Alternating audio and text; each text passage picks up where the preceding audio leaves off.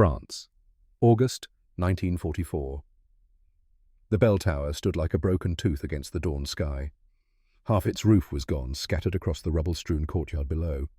The bells themselves had fallen weeks ago, their bronze bodies now melted slag somewhere in the chaos of the Allied advance. But the stone walls remained. Thick, medieval, bulletproof. Inside, pressed against those ancient stones, a young American sergeant lay motionless. 20 years old, Appalachian-born, mountain-raised. His name was Elias Brennan, though the men in his unit called him Ghost for the way he moved through the forest, back home silent as morning mist. He'd been in this position for 16 hours, not moving, barely breathing.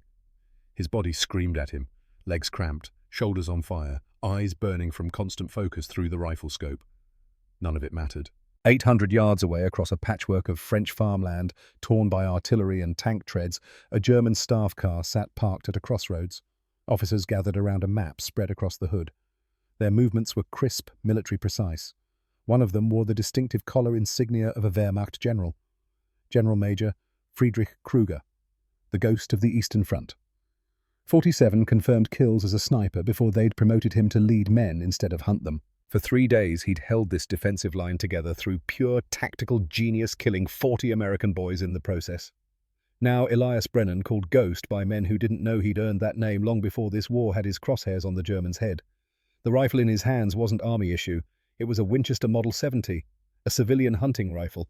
The kind you'd use to shoot deer in the Tennessee mountains, not generals in France. The sniper instructors at Camp Perry had laughed when he'd shown up with it 2 years ago. They'd called it a toy, said it belonged in a barn, not a war. In 60 seconds they'd learn otherwise.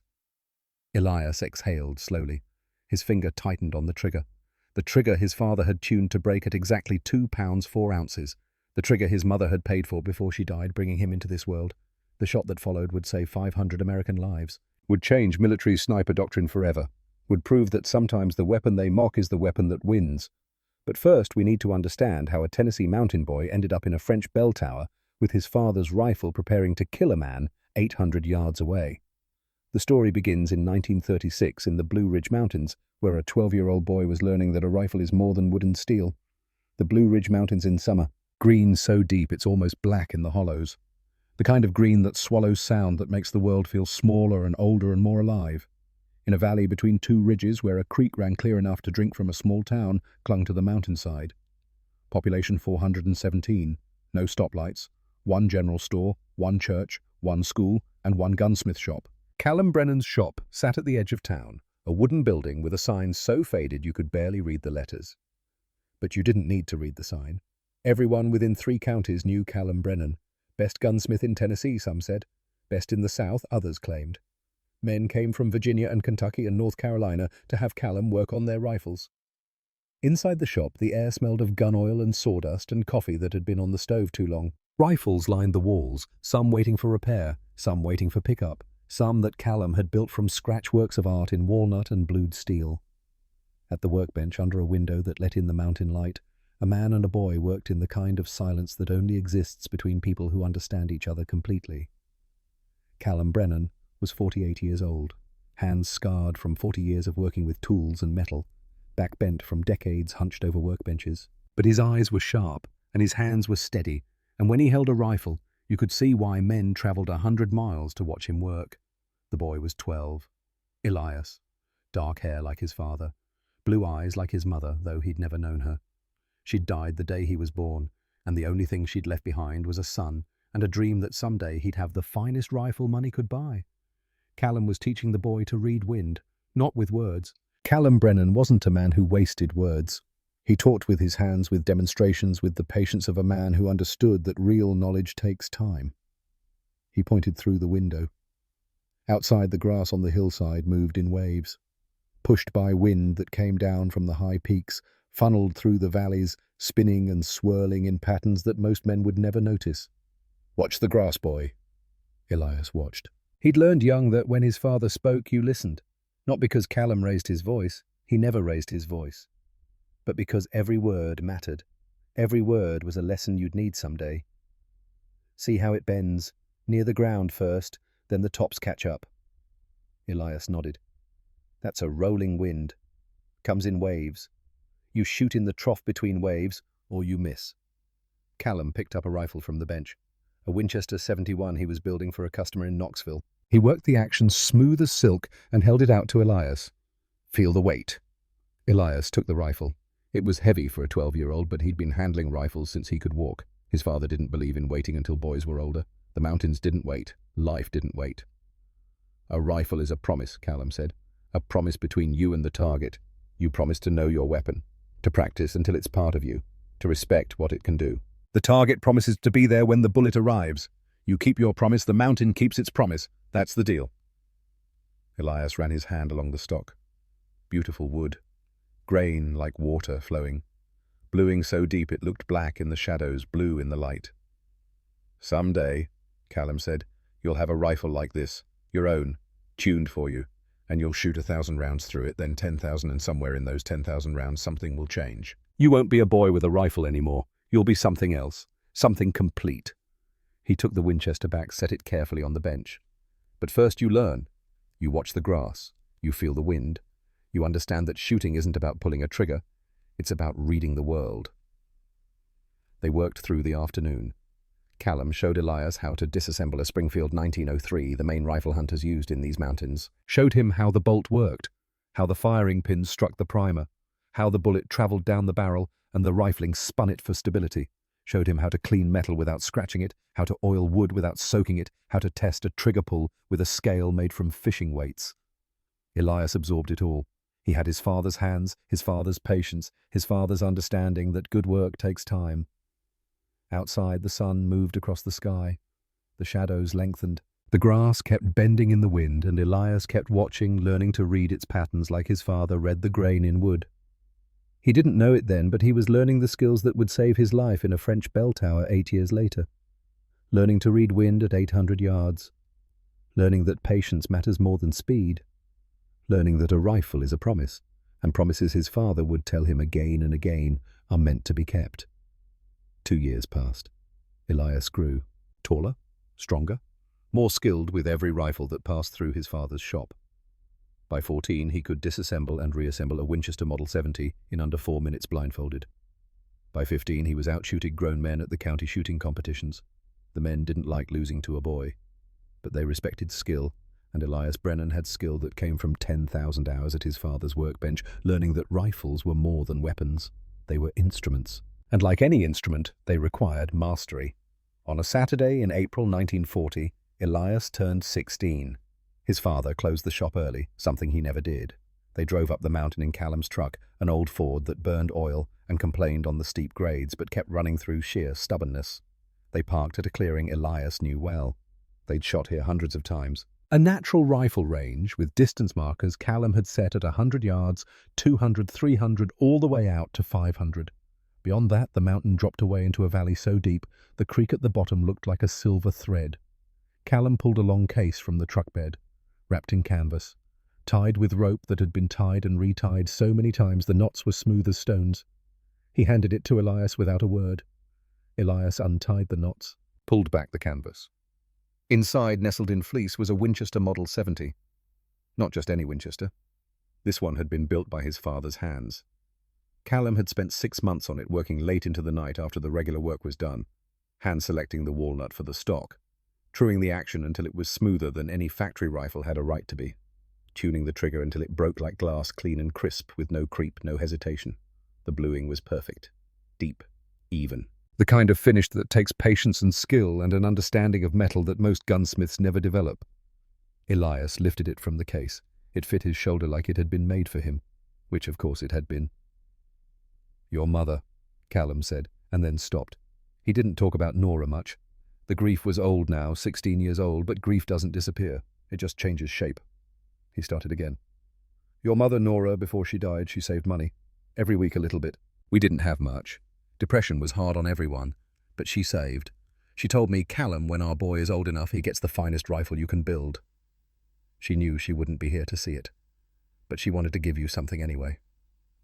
Elias felt something tight in his chest. He'd never known his mother. She was stories, photographs, a name on a gravestone on the hill behind the church. But here in this rifle she was real. She'd touched this money, made this choice, given this gift. 10,000 rounds. Callum said. "That's when you and the rifle become one. I've put about 100 through it, sighting it and making sure everything's true. The other 9,900 are yours to fire. You take care of this rifle and it'll take care of you. That's the promise." Elias looked at his father. Callum's eyes were wet, but his voice was steady. "I'll never let it go, Pa. I'll make you both proud." Callum nodded, put his hand on his son's shoulder. "I know you will, boy. Now let's see if you can hit that 500-yard marker." Elias could, and did. The rifle shot true, perfectly balanced. The trigger broke exactly when he wanted it to. The recoil was manageable. The scope was crystal clear. They shot until the sun went down and the shadows filled the valley below. Elias put 50 rounds through the Winchester that day. Each one felt right. Each one felt like the rifle was talking to him, telling him where the bullet would go before he pulled the trigger. On the drive home, bouncing down the mountain in the old Ford, Callum spoke one more time. "The world's getting darker, Elias. There's talk of war in Europe. Might come here eventually. If it does, if you have to go, you take that rifle. Don't let some army sergeant tell you what weapon to carry. You carry your promise. You carry your mother's gift. You carry what you know." Understood. Elias understood. 19 months later, Japanese planes attacked Pearl Harbor. Elias Brennan, 17 years old, walked into the recruitment office in Knoxville with his Winchester Model 70 wrapped in canvas, ready to keep his promise. The war came like a thunderstorm over the mountains. Fast, sudden, changing everything. December 7th, 1941, a Sunday. Elias was in the shop with his father when the radio crackled to life with news from Hawaii. Pearl Harbor, ships burning, men dying, war. Callum turned off the radio. They sat in silence for a long time. Outside, the mountains looked the same as they always had. Green, eternal, indifferent to the wars of men. But Elias knew things had changed. He was 17, nearly 18, the right age for war, the wrong age for wisdom. "You'll go," Callum said. Not a question, a statement. "Yes, sir." Callum nodded. He'd expected this. He'd fought in the last war in France in trenches that turned men into ghosts. He knew what his son was walking into. "Take the Winchester. I mean it. Don't let them take it from you." "I won't." On a cold morning in January 1942, Elias walked out of the recruitment office with papers that said he belonged to the United States Army now. He'd told them he was 18. They hadn't asked for proof. They needed bodies more than they needed birth certificates. In June, the Army sent him to Camp Perry, Ohio, sniper training. They'd tested his shooting skills at basic training and flagged him for advanced marksmanship. Elias Brennan could put 5 rounds through a silver dollar at 300 yards. The Army wanted men who could do that. He arrived at Camp Perry on a Tuesday, carrying his duffel bag in one hand and the canvas-wrapped Winchester in the other. The training facility sprawled across hundreds of acres of flat Ohio farmland. Nothing like the mountains, no place to hide, nowhere for sound to die. Everything exposed under a sky that went on forever. The barracks were long wooden buildings that smelled like pine tar and boot polish and the sweat of nervous men. Elias found his bunk, stowed his gear and unwrapped the Winchester. The other trainees noticed. Hard not to notice a civilian rifle in a room full of Army-issue weapons. A corporal from Michigan leaned over. "What's that? My rifle. Looks like a hunting rifle." "It is." The corporal laughed. Not mean, just surprised. "Brother, they're going to take that away from you first thing. This is the Army. We use what they give us." Elias didn't respond. He cleaned the Winchester, oiled it, wrapped it back in the canvas, and went to dinner. The next morning, they assembled on the range. 60 men, all of them selected for advanced marksmanship, all of them thinking they were the best shots in their units. Sergeant Klaus Henriksen walked the line. Norwegian descent, hard face, harder eyes, voice like gravel in a can. He'd been training Army snipers since before most of these boys were born, and he'd seen every type. The cocky ones who thought they were already experts, the scared ones who'd never killed anything bigger than a rabbit, the quiet ones who might actually make it. He stopped in front of Elias, looked at the canvas-wrapped rifle leaning against the bunk. "What's that, Private?" "My rifle, Sergeant." "Unwrap it." Elias unwrapped it. The Winchester gleamed in the morning light. Beautiful, professional, clearly expensive. Henriksen picked it up, worked the action, felt the trigger. His face showed nothing, but Elias saw his eyes. The sergeant knew quality when he held it. Then Henriksen held the rifle up, high, so all 60 men could see. "Gentlemen," he said, his voice carrying across the range, This is what happens when Daddy spoils his little boy. This is a toy. A deer rifle. Pretty enough for a Sunday hunt. Useless for war. Some of the men laughed. Not everyone. But enough. Henriksen looked at Elias. You think you're special private think because you've got a fancy civilian rifle you're better than these men with their standard-issue Springfields? No, Sergeant. Real snipers use the Springfield 1903A4, military specification, tested in combat, proven, not some hunting toy your daddy gave you for your birthday. My mother gave it to me, Sergeant, before she died. The laughter stopped. Henriksen's face didn't change, but something shifted in his eyes. I'm sorry for your loss, Private, but this is war. We don't bring hunting rifles to war. We don't bring sentiment. We bring what works, what's proven, what won't get you killed. He handed the Winchester back to Elias. Put it away. You'll be issued a Springfield like everyone else. If you want to keep that pretty toy packet with your personal gear, maybe you can shoot deer with it when you get home. If you get home. Elias took the Winchester. Something burned in his chest. Not anger, shame, public shame. 60 men had just watched him get humiliated. Watched his mother's gift get called a toy. But he was 18 years old, and 18-year-olds in the army don't argue with sergeants. So he wrapped the rifle, stowed it, and accepted the Springfield 1903A4 they issued him. The Springfield was a good rifle, accurate, reliable, proven in the last war and a dozen small ones since. The scope was military grade, the action was solid, but it wasn't his. The trigger had a slight creep before it broke. The stock didn't fit his shoulder quite right. The balance was different. Small things, things that wouldn't matter on a qualification range, things that could mean life or death at 800 yards against a German general who was also a sniper. Elias qualified expert with the Springfield, top scores in his class. Henriksen nodded approval but didn't smile. Sergeants don't smile at Camp Perry. The weeks passed. They learned to calculate range by eye, to read wind at distance, to account for temperature and humidity and the Coriolis effect on bullets traveling more than 1,000 yards. They learned to slow their heartbeats, to squeeze triggers instead of pulling them to become one with their weapons. And every night Elias lay in his bunk and thought about the Winchester in his footlocker, his mother's gift, his father's craftsmanship, his promise. One night, late after everyone else was asleep, Elias woke to the sound of someone moving in the barracks. He opened his eyes, saw a shape at the far end, moving toward the door. Sergeant Henriksen.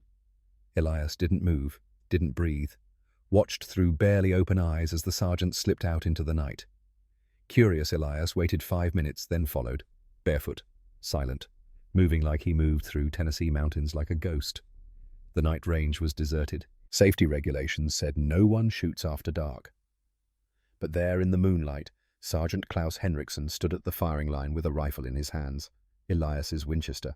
The sergeant raised it, aimed at the 300-yard target, fired, worked the bolt, fired again, 5 shots, smooth, professional. Then he lowered the rifle and spoke, even though he thought he was alone. Verdammt! This trigger is silk. He ran his hand along the stock, worked the action again. 2 pounds, 4 ounces. Perfect! And this balance. Better than any Springfield I've touched. He stood there for a long moment, holding the Winchester like it was something precious. Then he shook his head. Can't let him know. Can't show favoritism. Uniformity is survival. If every man brings his own weapon, we lose cohesion. We lose standardization. We lose men, he sighed. But damn, this is a beautiful rifle. Elias slipped back to the barracks. His mind was working. Henriksen knew. The sergeant understood that the Winchester was superior, but he couldn't admit it, couldn't make exceptions. The army ran on uniformity, on everyone using the same equipment, the same tactics, the same everything. But Elias also knew something else.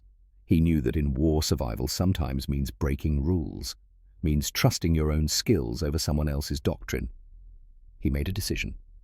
When they shipped out to Europe in August 1943, Elias Brennan carried 2 rifles. The Springfield officially issued, properly documented, inspected and approved. And the Winchester wrapped in canvas, hidden in his personal gear, a secret promise wrapped in walnut and steel. No one knew. Not the sergeants, not the officers, not even the other men in his unit. No one knew until August 1944 in France, when 2 expert sniper teams failed to kill a German general at 800 yards, and Elias Brennan unwrapped his mother's gift and proved that sometimes the weapon they mock is the weapon that saves 500 lives. But before that moment came, there would be war. There would be death. There would be a defensive line that cost 40 American boys their futures. And there would be a choice. follow orders or keep a promise. Elias Brennan chose the promise. The war in Europe was chaos. Beautiful French countryside torn by artillery, ancient villages reduced to rubble, fields that had grown wheat for 1,000 years now growing nothing but shell craters and corpses. By August 1944, the Allies had broken out of Normandy. The Germans were retreating, trying to establish new defensive lines, trying to buy time for their homeland, trying to survive. Elias's unit. The 2nd Infantry Division raced across France toward the port city of Brest. The advance was so fast that front lines became meaningless. American units found themselves surrounded by Germans who'd been bypassed. German units found themselves cut off from retreat. Chaos on both sides. Elias had become exactly what Camp Perry promised to make him. A sniper. Quiet. Patient. Deadly. He'd made 7 confirmed kills by August. 7 German soldiers who'd had families and dreams and futures until Elias Brennan looked at them through a scope and squeezed a trigger that broke at 2 pounds 4 ounces. He used the Springfield, kept the Winchester hidden, waiting. His best friend in the unit was a private named Finn O'Malley, Irish family, Ohio farm, 20 years old, with red hair and freckles and a laugh that could make you forget you were in hell. Finn was infantry, not a sniper, but he and Elias had bonded in basic training and stayed close. They sat in a foxhole one evening, sharing a canteen of water that tasted like metal and iodine tablets, watching the sun go down over a France that looked peaceful if you ignored the smoke on the horizon. "Ghost," Finn said. "That nickname again. When this is over, when we go home, you're teaching me those mountains of yours. Teaching me to shoot like you do." "First buck is yours," Elias promised. "Deal." Finn grinned. "I'll bring my ma's recipe for stew. Your pa can show me his shop. We'll be old men telling lies about this war before we know it." Elias smiled. Didn't say that most of them wouldn't make it to old age. Didn't say that war was killing them faster than bullets. That even the ones who survived would carry this inside them forever. Instead, he said, "Your ma's stew better be good. Best in Ohio." They sat in comfortable silence as the sun disappeared and the stars came out. Stars that looked the same here as they did in Tennessee. Same stars his father saw, his mother saw before she died. Same stars that would shine long after this war was dust. The next morning, everything changed. The division ran into a problem. A German defensive line had formed along a series of low ridges overlooking the main road to Brest. Artillery had been brought up. Infantry dug in. Machine gun nests positioned with excellent fields of fire. And someone was coordinating the defense with unusual skill. American attacks were being anticipated, flanking movements discovered and countered, every tactical adjustment predicted before it happened. Good men were dying and no one could figure out why. Intelligence got the answer 3 days later. Radio intercepts, aerial reconnaissance, German prisoners who talked under interrogation. General Major Friedrich Kruger.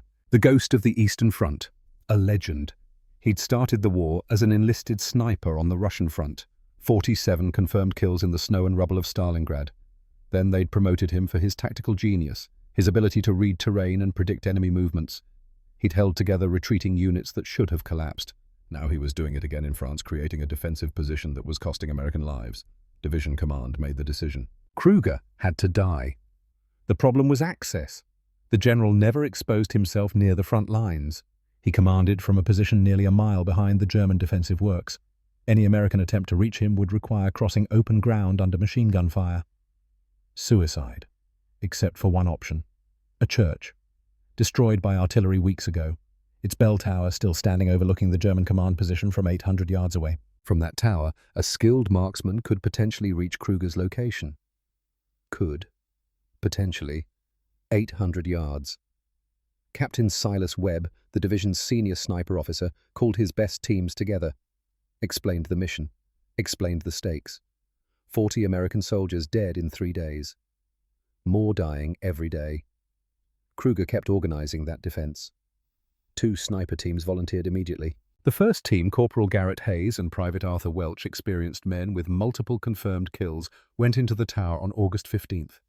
Elias watched them go, watched them crawl through the rubble under covering fire, watched them disappear into the broken church. Hours passed. Then finally, a shot, a single crack that echoed across the battlefield, and then immediately returned fire. German artillery opened up on the church. Shells screamed in. The tower shook. Stone dust billowed. Hayes and Welch came back bloody. Hayes had a bullet through his shoulder. A bullet fired from 800 yards away. Return fire. Impossible fire. But there it was, punched through Hayes's shoulder proof that General Major Kruger wasn't just a tactician. He was still a sniper. Welch was shaking. He shot back. Before we could even confirm our miss, he shot back 800 bloody yards, and he put a round through Hayes like he was standing next to him. The second attempt came 2 days later. Different team.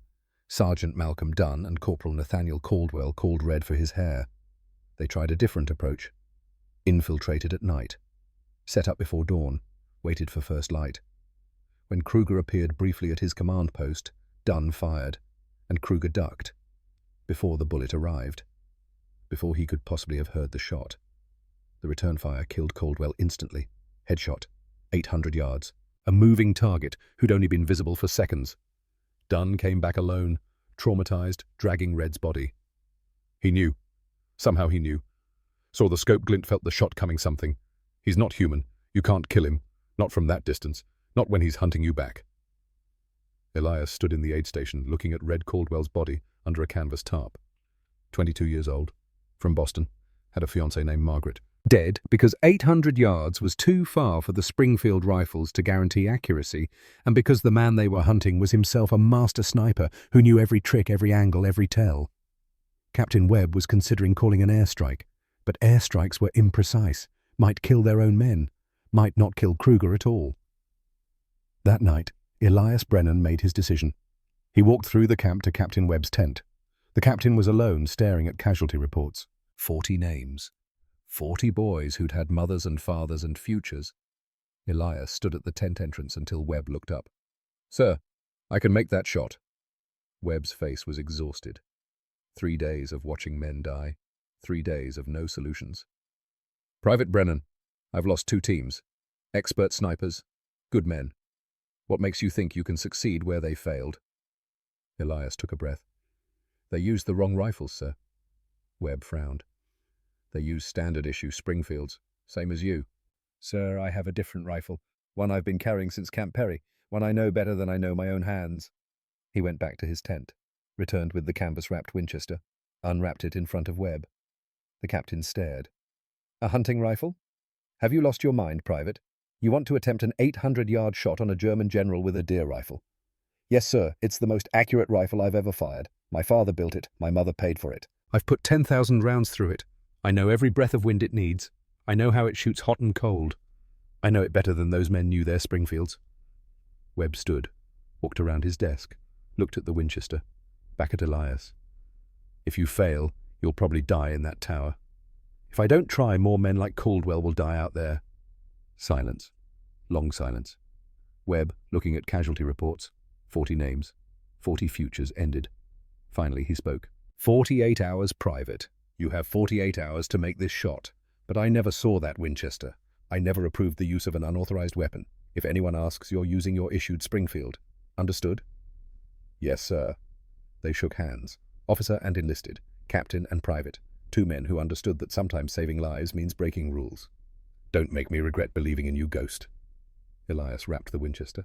Went back to his tent. Finn was waiting. "You're going, aren't you?" "Yes."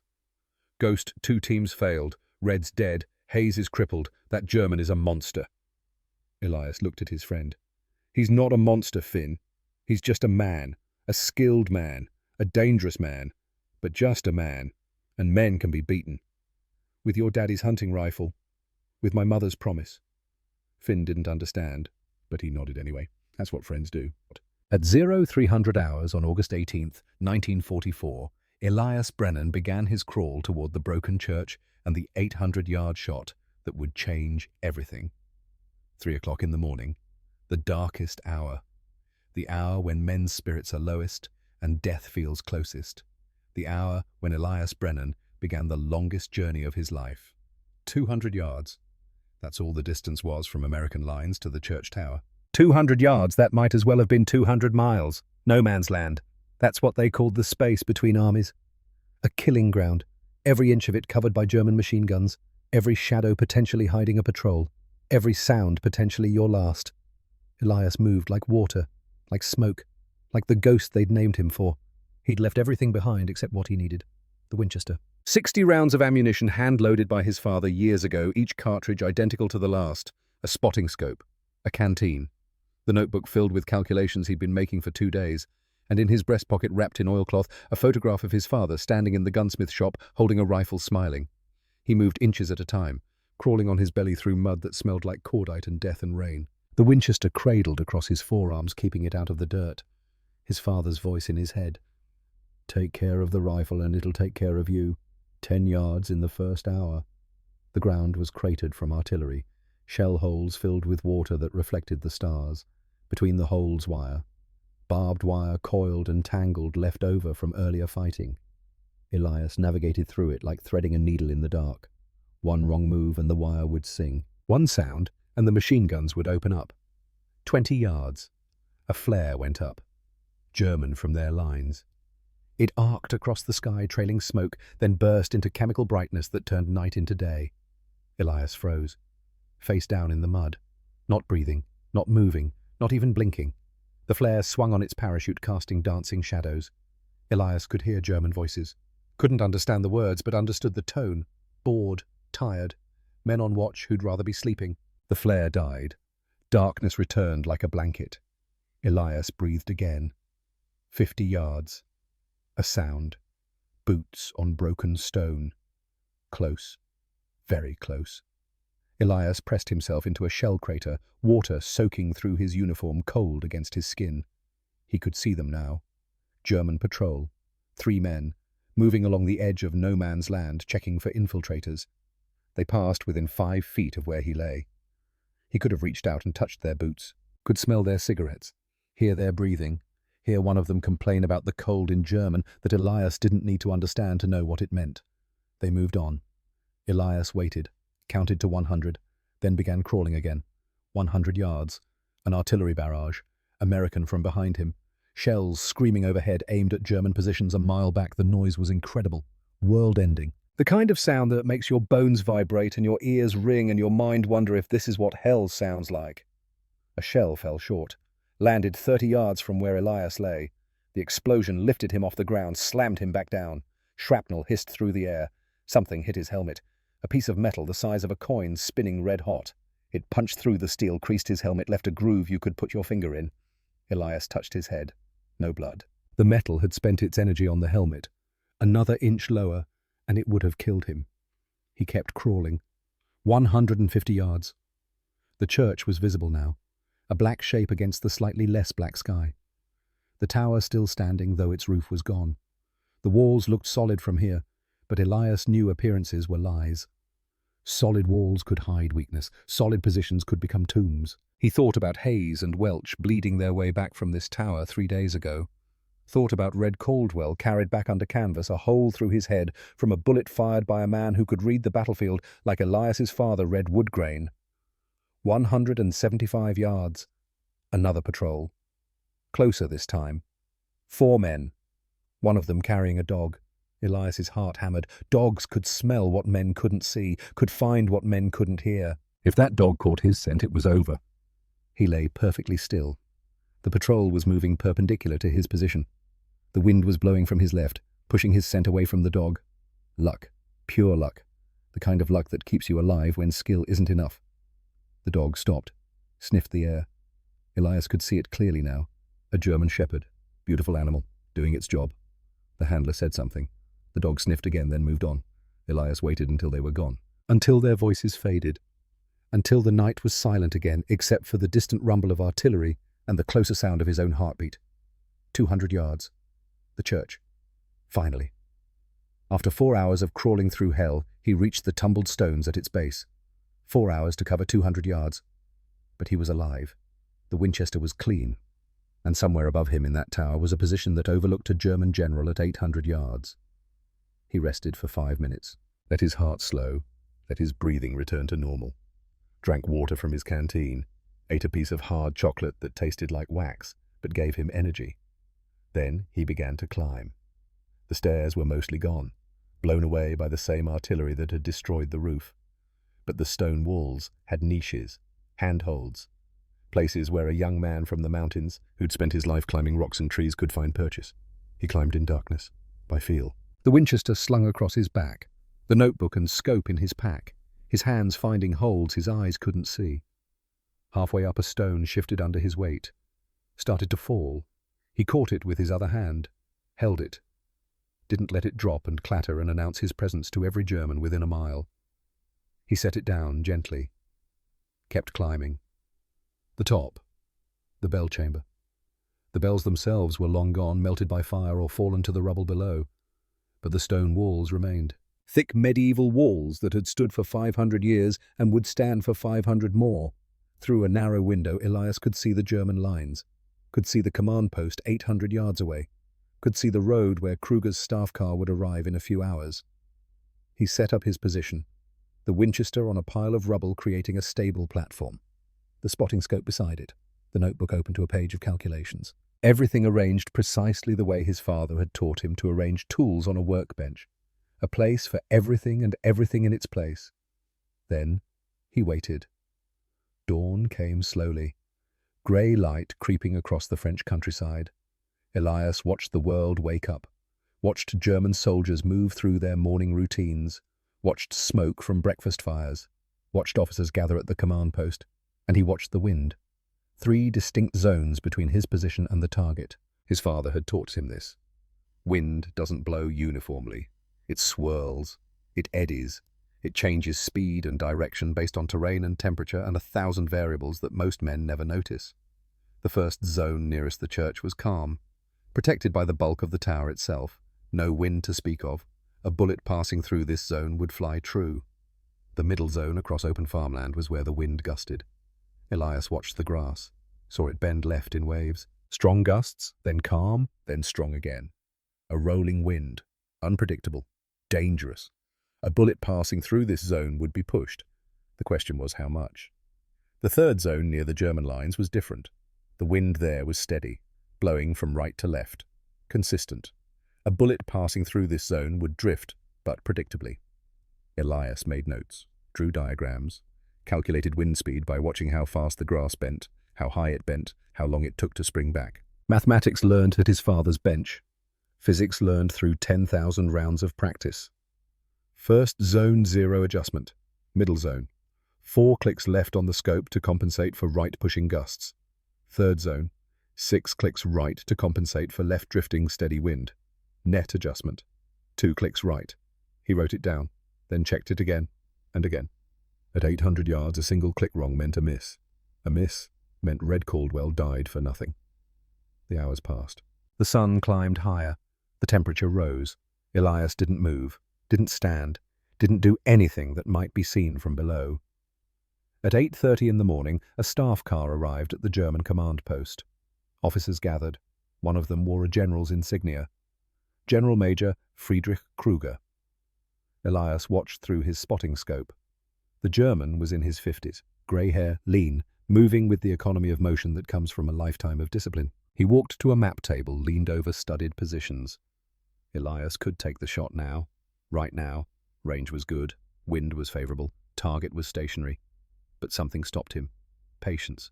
The same patience his father had taught him. The same patience that meant not taking the first deer you see, but waiting for the right deer. The perfect shot. Kruger straightened, scanned the horizon with binoculars. For a moment, those binoculars pointed directly at the church tower. Directly at where Elias lay hidden. Elias didn't move, didn't breathe. 2 snipers looking at each other across 800 yards. One of them didn't know the other was there. Not yet. Kruger lowered the binoculars, spoke to an aide, got back in his staff car, drove away. Elias breathed again, made notes. Time, 8:30. Duration, 3 minutes. Position map table, north side. At 12:45, Kruger returned. Same pattern. Staff car, map table, binocular scan, departure. Elias made more notes. Duration. 2 minutes, 40 seconds. At 16:20, a third appearance. Same routine. Elias began to see the pattern. Every 4 hours, same location, same actions. Kruger was a creature of habit, the way all good soldiers become creatures of habit. Routines save time. Routines create efficiency. Routines also get you killed. Elias calculated. The next appearance would be around 8:30 tomorrow morning, just after dawn. The light would be good. The wind patterns would be similar to today, and Kruger would stand in the same spot doing the same things because that's what worked. The sun set. The stars came out. Elias couldn't sleep, couldn't risk it. If he slept, he might miss something, might fail to notice a change in German procedures, might wake up to find them storming the tower. So he stayed awake. 16 hours, sitting in stone and rubble, watching, calculating, preparing, and thinking. Through his spotting scope in the fading evening light, he watched the German command post, watched Kruger appear one more time briefly, watched him reach into his coat pocket and pull out something small. A photograph. Elias adjusted his scope's focus. The image sharpened. He could see it clearly now. A woman. 2 boys. Young boys, maybe 8 and 5 years old. A family photo. The kind soldiers carry to remember why they're fighting, to remember what they're fighting for. Kruger looked at the photo for a long moment. His face softened. For just a second, he wasn't General Major Friedrich Kruger, the ghost of the Eastern Front, the tactical genius who'd killed 40 American boys in 3 days. He was just a father, looking at his sons, missing them, wondering if he'd ever see them again. Then he put the photo back in his pocket, over his heart, and the general's face returned. Hard, professional, ready for war. Elias felt something heavy settle in his chest. His hand moved to his own pocket, to the oilcloth-wrapped photograph of his father. He pulled it out, looked at it in the starlight. Callum Brennan, standing in his shop, holding a rifle, smiling because his son was taking the picture. 2 fathers, 2 men with families, 2 men who'd learned their trades from older men who'd learned from men older still, 2 men who understood rifles and wind and the mathematics of distance. Tomorrow one of them would die. And a woman somewhere would get a telegram, and 2 boys would grow up without a father. Elias knew it had to be Kruger. The German was killing Americans, had killed 40 already, would kill hundreds more if he wasn't stopped. The math was simple. 1 life to save 500. Easy calculation. But knowing something intellectually and feeling it emotionally are different things. He thought about his mother, Nora, who died bringing him into the world, who saved money she'd never see spent on a rifle she'd never see fired, who made a choice, a gift, a promise that had travelled through 16 years to arrive here in this tower in this moment. He thought about his father, teaching him wind reading, teaching him patience, teaching him that a rifle is a promise between you and the target. But his father had never said what happens when the target has his own promises, his own sons, his own photograph over his heart. War doesn't give you good choices, only necessary ones. Elias put the photograph back in his pocket, picked up his notebook, began the final calculations. 800 yards. In still air, a bullet from the Winchester would drop 106 inches, almost 9 feet. He'd need 12 clicks of elevation on his scope to compensate, but the air wasn't still. The wind would push the bullet. 4 clicks left for the middle zone, 6 clicks right for the final zone. Net effect, 2 clicks right. Temperature tomorrow would be around 68 degrees. Humidity around 73%. Minimal effect on bullet trajectory, but worth noting. The target would be standing, moving slightly, probably leaning over the map table. Elias would need to aim 18 inches above Kruger's head to account for bullet drop. The bullet would arc up peak at 400 yards, then fall. At 800 yards, it would arrive exactly where he aimed it. If his calculations were right, if the wind didn't change, if Kruger stood in the same spot. A lot of ifs. Elias checked his calculations again, then a 4th time. Mathematics don't lie. Physics don't lie. The bullet would go where the math said it would go, unless he missed something, unless the wind shifted, unless Kruger's 6th sense told him to duck at the wrong moment. He thought about Red Caldwell, about how Kruger had known, had ducked before the bullet arrived, had felt it coming the way animals feel earthquakes before they happen. Could you dodge a bullet you couldn't see? Could you sense death at 800 yards? Maybe, if you were good enough, if you'd made 47 kills on the Eastern Front, if you were the ghost of the Eastern Front, hunting another ghost. Elias closed the notebook. There was nothing more to calculate. He'd done the math. He'd read the wind. He'd studied the target. Now there was only waiting. He thought about Finn. Back in the American lines, probably worried, probably wondering if Ghost was dead yet, probably planning what to say at the memorial service. Don't worry, Finn Elias thought. I'll see those Ohio farms. I'll teach you the mountains. We'll be old men telling lies about this war. I promise, if he could keep one more promise. The flashbacks came unbidden. Memory does that when you're exhausted, when you've been awake for too long and death is too close. He was 12 again. In his father's shop, Callum was teaching him to read grass. Watch the wind, boy. See how it moves? That's your teacher. Wind doesn't lie. He was 14, at the county shooting competition. Adults were laughing. This boy thinks he can outshoot us. Then he'd fired. 5 rounds. 5 bullseyes. The laughter stopped. He was 16, on the mountain with his father. The Winchester new in his hands. His mother's choice. His father's work. His promise to keep. Take care of it and it'll take care of you. He was 18.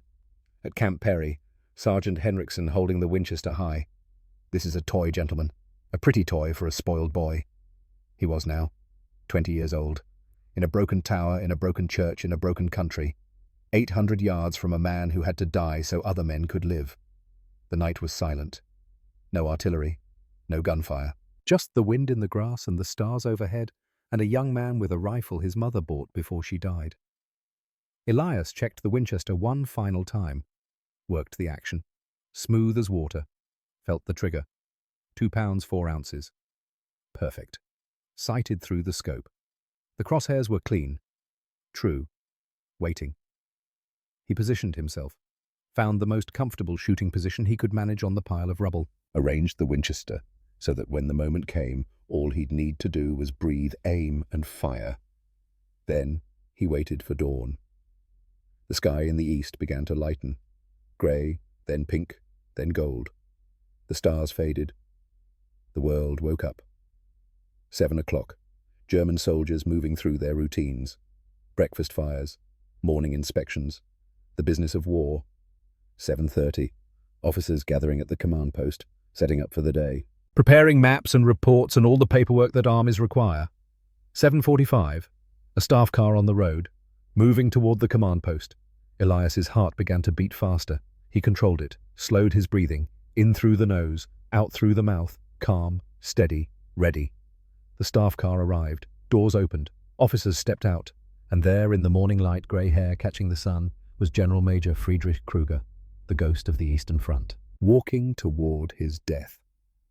Elias settled behind the Winchester, found his breathing rhythm, placed the crosshairs on the map table where Kruger would stand. Checked the wind one last time. Still blowing the same patterns. First zone calm, middle zone gusting left, final zone steady right. 2 clicks right on the windage, 12 clicks up for elevation. Crosshairs 18 inches above where Kruger's head would be. Kruger walked to the map table, leaned over it, studying something. An aide pointed at something on the map. Kruger nodded. In Elias's mind, his father's voice.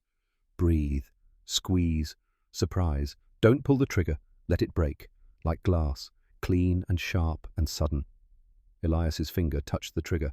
2 pounds 4 ounces of pressure between now and forever, for his father who taught him, for his mother who chose this rifle, for Red Caldwell who died trying, for the 40 men who fell, for the 500 who would live if this shot was true, and for Friedrich Kruger who deserved a warrior's death, who deserved to know he'd been beaten by someone who respected him, who deserved in some small way to be forgiven for being a soldier doing his duty. The crosshairs steadied. The wind held. The moment arrived. Elias squeezed the trigger. The Winchester cracked. And 800 yards away, a bullet began the 1-second journey that would change everything. The bullet left the barrel at 2,800 feet per second. Faster than sound. Faster than thought. A spinning cylinder of copper and lead precisely 306 inches in diameter weighing 150 grains. But numbers don't tell the story. Mathematics can describe the physics, but they can't describe the moment. They can't describe what it feels like to send a piece of metal across 800 yards of French air toward a man's heart. Elias watched through the scope. The recoil had pushed the Winchester back against his shoulder, but he held steady. Didn't flinch. Didn't look away. If you take the shot, you watch what happens. That was another of his father's lessons. You don't turn away from what you've done. The bullet was invisible. Too fast to see, too small to track. But Elias could imagine its path. Had calculated it so many times that he could see it in his mind as clearly as if he were flying alongside it. Time became strange, elastic. 1 second in reality became an eternity in memory. 0.0 seconds. The bullet exits the barrel, still rising on its trajectory. Through the scope, Elias can see Kruger clearly. The general is leaning over the map table, his finger tracing a line, a road perhaps, or a defensive position. He's saying something to an aide. The aide is nodding. Just another morning at a command post. Just another day of war. 0.15 seconds. The bullet has crossed 300 yards. Still rising. Still climbing toward the peak of its arc. The physics are beautiful. The rifling in the barrel has imparted spin. 270,000 revolutions per minute. This spin keeps it stable, keeps it flying true. Kruger straightens slightly, still looking at the map, still talking. Whatever he's saying, it's important enough that his attention is focused downward instead of outward. A mistake. A small one. But at 800 yards, small mistakes are fatal. 0.35 seconds. The bullet reaches 400 yards. This is the peak of its arc. For one infinitesimal moment, the bullet hangs in space, neither rising nor falling. Physics in perfect balance. Then gravity wins, and the bullet begins its descent. Kruger's hand moves to his coat pocket, the pocket over his heart, the pocket where he keeps the photograph of his wife and sons. For just a moment, his fingers touch it, a gesture of memory, a reminder of why he's here. Elias sees this through the scope, sees the general's hand on the pocket, knows what's there, knows that in half a second that photograph will be soaked with blood. His chest tightens. Not regret, not hesitation, just acknowledgement. This is what war is. Not glory, not honor, just men killing other men so that other men might live. 0.6 seconds. The bullet is at 600 yards. Falling now, arcing down toward Earth, and here the wind catches it. The middle zone. The gusting, rolling wind that Elias spent hours studying. The wind pushes the bullet 4 inches to the right. But Elias calculated for this, adjusted for this. 4 clicks left on his scope. The wind pushes right. The 2 forces cancel. The bullet continues on its path. Kruger takes his hand from his pocket, returns to the map, leans over again. His aide points at something. They're discussing tactics, planning how to hold this line one more day. 0.8 seconds. 700 yards. The bullet enters the 3rd wind zone, the steady wind blowing from right to left. This wind pushes the bullet 3 inches back to the left. Again, Elias had calculated. 6 clicks right on his scope. The wind pushes left. Net effect 3 inches right of center, exactly where he wanted it. Kruger's mouth opens. He's saying something, giving an order. The aide snaps to attention, begins to turn, about to carry out whatever command the general just gave. The aide will never complete that turn, will never deliver that order. 1 full second. 800 yards. The bullet arrives. It strikes General Major Friedrich Kruger precisely 1 inch below his left ear. The angle is perfect. The placement is perfect. The bullet enters through soft tissue, travels through the brainstem, severs the connection between brain and body in an instant. Kruger doesn't hear the shot. Sound travels at 1,100 feet per second. The bullet was traveling at 2,800. It arrived before its own sound. There is no pain, no awareness. One moment Kruger is giving orders, planning tactics, winning this small piece of the war. The next moment he is gone. Between those moments there is nothing. No time to think or fear or regret. Just the instant transition from being to not being. His body collapses, falls across the map table, the map of defensive positions he was studying. The map that will never be used now. The aide freezes. Doesn't understand what's happening. Sees the general fall and thinks maybe it's a heart attack, maybe exhaustion. It takes him 2 full seconds to see the blood, to understand. Then he screams. 800 yards away in a broken bell tower, Elias Brennan works the bolt on his Winchester. Muscle memory. Training. The bolt slides back, ejecting the spent cartridge. Slides forward, chambering a fresh round. He settles the crosshairs on the command post again, waiting to see if he needs a second shot. He doesn't. Through the scope, he can see the chaos. Officers scattering, taking cover, shouting. One of them is trying to drag Kruger's body to safety. But there's no point. You don't survive a bullet through the brainstem. Elias lowers the rifle.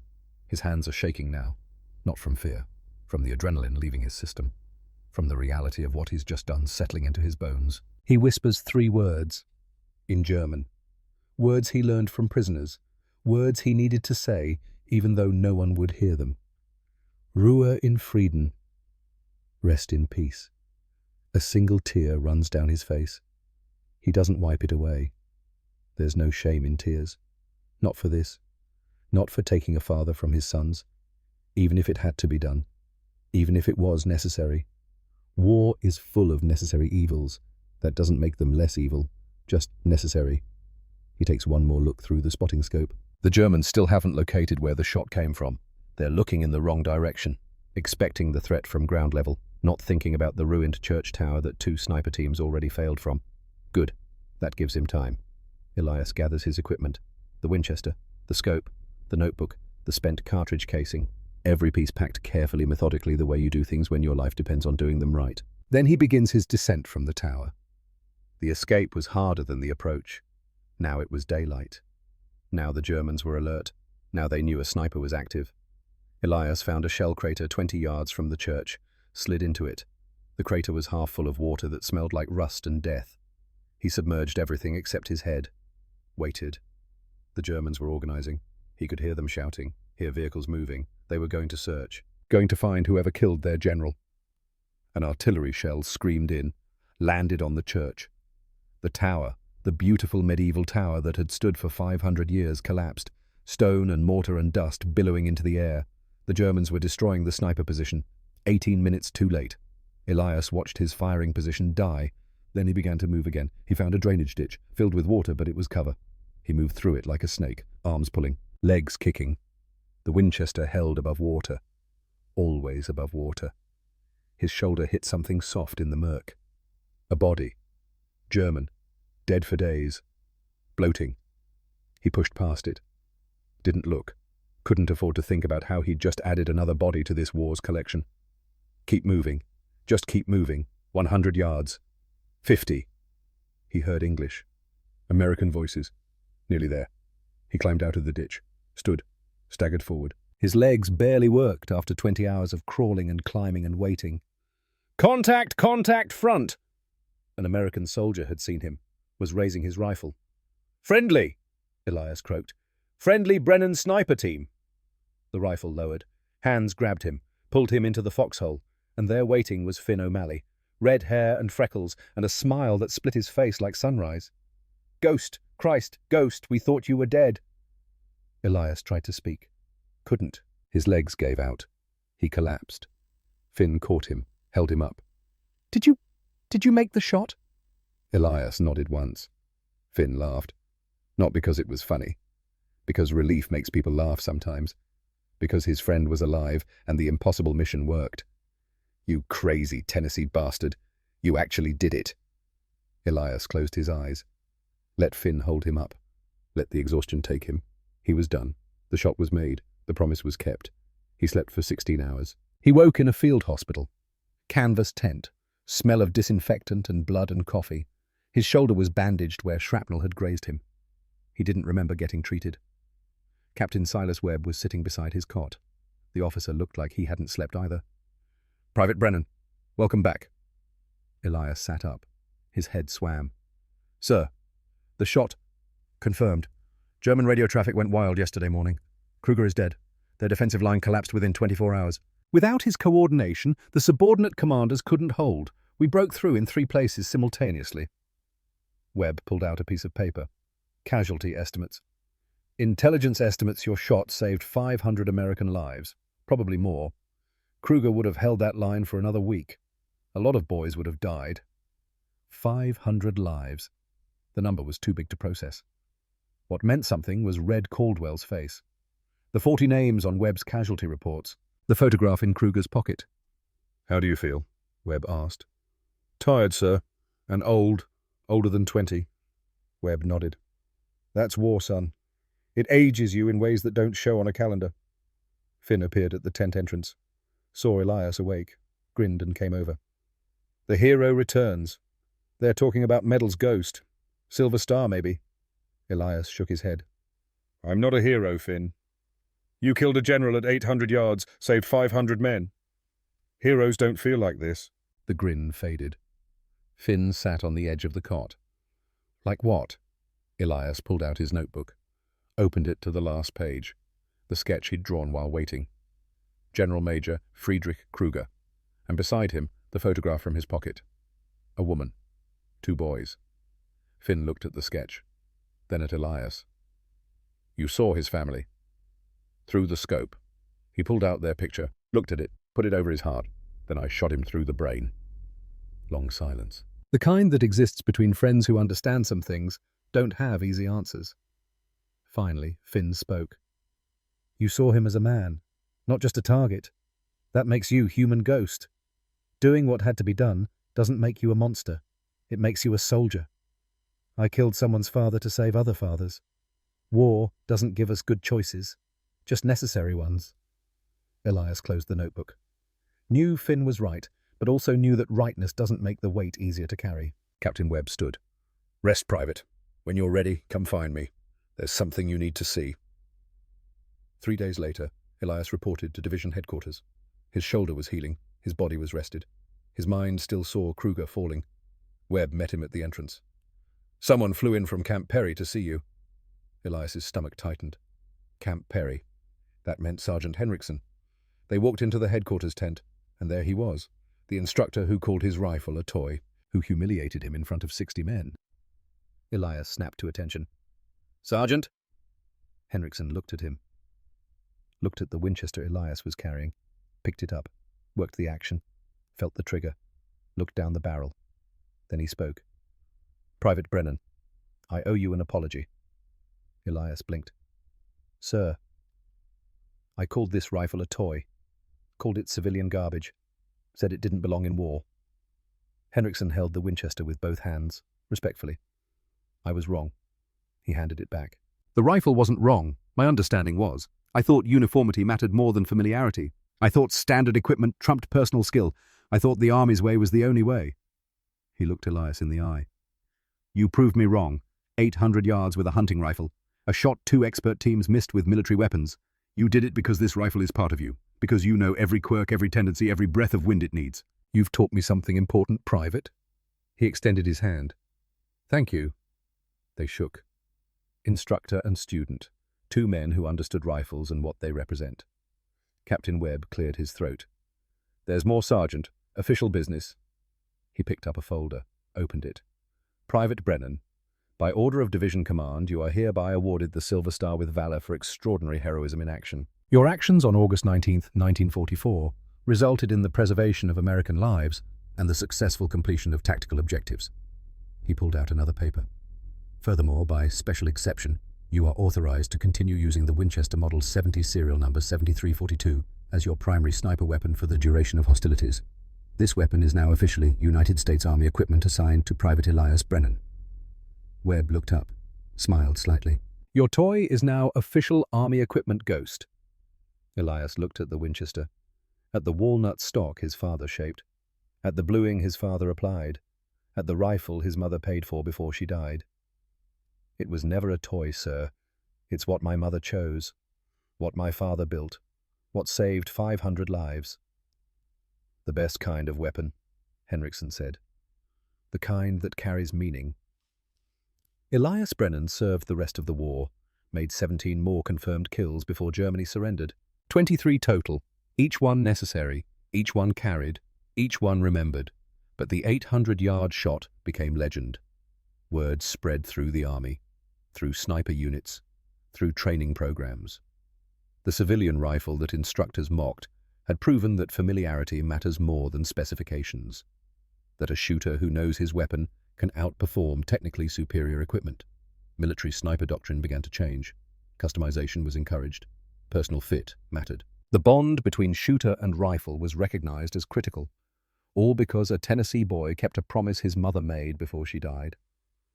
When the war ended, Elias went home, back to Tennessee, back to the Blue Ridge Mountains, back to his father's shop. Callum was older now, greyer, slower. But when Elias walked through the door with the Winchester, his father's face said everything words couldn't. You kept it. I promised. They embraced, father and son. 2 men who understood that rifles are more than tools, that promises matter, that some gifts echo across years and miles and wars. Elias took over the shop when Callum's hands grew too old for fine work. He built rifles, repaired weapons, taught young men to shoot the way his father taught him, watch the grass, feel the wind, understand that mastery takes 10,000 rounds of practice. The Winchester hung above the workbench, oiled, maintained. Never fired again except to check the 0 once a year. It wasn't a hunting rifle anymore. It was a kept promise. A mother's gift. A father's craft. 500 lives saved, 1 life taken, all wrapped in walnut and steel and memory. Finn O'Malley visited twice a year, came down from Ohio with his wife and children. Elias taught Finn's boys to shoot, took them into the mountains, kept that promise too, the promise of teaching the mountains to a friend who survived when so many didn't. They'd sit on the porch of the gunsmith shop, 2 old soldiers watching the sun go down over the ridges, and they'd tell stories. Not war stories, not about the killing, just stories about the boys they knew, the ones who didn't come home. Red Caldwell and his fiancée Margaret, the 40 names on Captain Webb's casualty reports. "We lived for them," Finn would say. "We live with them," Elias would correct. Young veterans came to the shop sometimes, men who'd heard the story. Who wanted to see the rifle that killed a general at 800 yards? Elias showed them, explained the mathematics, the wind reading, the calculations. But he never told them about Kruger's photograph, about the sketch in his notebook that he kept in a locked drawer. Some weights you carry alone, some memories are yours to bear. In 1994, on a November morning when the mountains were painted with frost, Elias Brennan died in his sleep. 70 years old, a good life, a full life, a life that proved you can carry darkness and still find light. His will specified that the Winchester go to the National Infantry Museum, not to family, not to collectors, to a place where people could learn from it. The museum accepted it gratefully, created a special display, the rifle in a climate-controlled case. Beside it, the silver star, the notebook with its wind calculations and the sketch Elias never showed anyone. Photographs of a young man in uniform holding a rifle the army called a toy. The placard reads, Winchester Model 70, serial number 73-42, used by Sergeant Elias Brennan to make an 800-yard shot, August 1944, France. This civilian hunting rifle, initially rejected by military instructors as inappropriate for combat, saved an estimated 500 American lives and changed military sniper doctrine. Sergeant Brennan's actions proved that familiarity with the weapon matters more than specifications. His mother bought this rifle before she died. His father built it with his own hands. He kept it as a promise. He used it to save lives. The rifle waits there still, silent, patient, a testament to promises kept, to mothers who save for gifts they'll never see given, to fathers who teach their sons that mastery takes time, to young men who refuse to let others define what's possible, to the truth that sometimes the weapon they mock is the weapon that wins, and that 800 yards, 1 second, 1 bullet can change everything.